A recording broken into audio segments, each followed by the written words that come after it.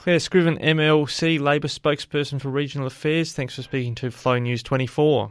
My pleasure. Now, you've got a concern about some regional grants that occurred under the previous minister, and in particular, the suggestion that might have been some rorting. Look, the concern is that the Regional Growth Fund went through a very rigorous process in terms of its grants. A list were presented to the Minister for Regional Development, and instead of approving that list, which had gone through 3 or 4 different stages, he unilaterally took 2 of those out and replaced them with 2 other projects that had been considered to be uncompetitive. So this is a big concern and raises a lot of questions around both transparency and the appropriateness of doing that. The Auditor-General has slammed the Marshall Liberal government, saying that it lacks transparency and that the published criteria did not ever state that approval is at the Minister's discretion.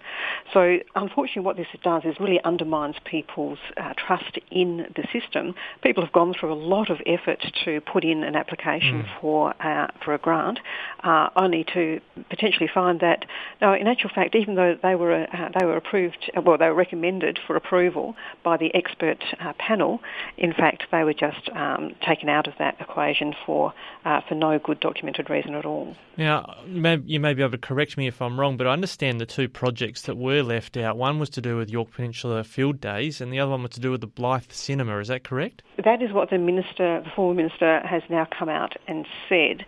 When we asked about these programs in estimates last year, we were told that it was cabinet in confidence and couldn't be disclosed. So we actually don't have any documents to show that that's the case. But that is apparently what the minister has come back with today. I see. So he's given his word that those were the 2 that were removed, but hasn't he also said in the last 24 hours he could have been more transparent about his reasoning, but we still don't actually have that reasoning? Certainly the Auditor-General asked for further information, and the Auditor-General's report said the Minister did not document the reason for these changes on the approval given. We liaised with the Minister's office to determine if there was any further documentation to support the decision made. We were advised that there was no further information available. So that's direct quotes from the Auditor-General's report, in which the Auditor-General is quite scathing of this lack of transparency.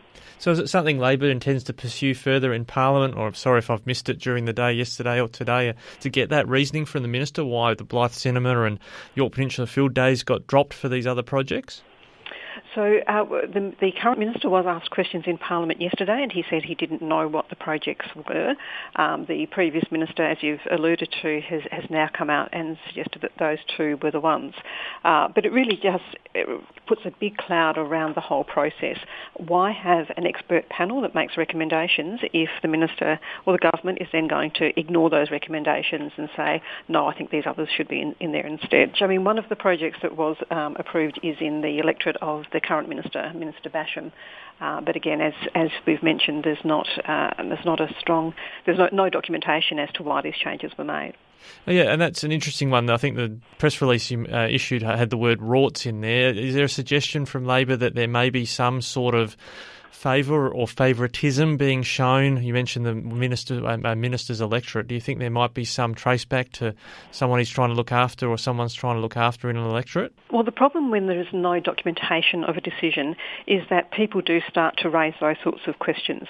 They may or may not be well-founded, but the problem is that it raises those questions in people's minds.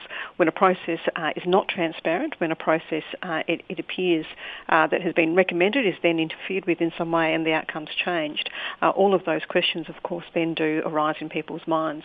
And so that's a very unfortunate undermining of the process of what is a very good program in terms of regional growth. Thanks very much. Okay, thanks.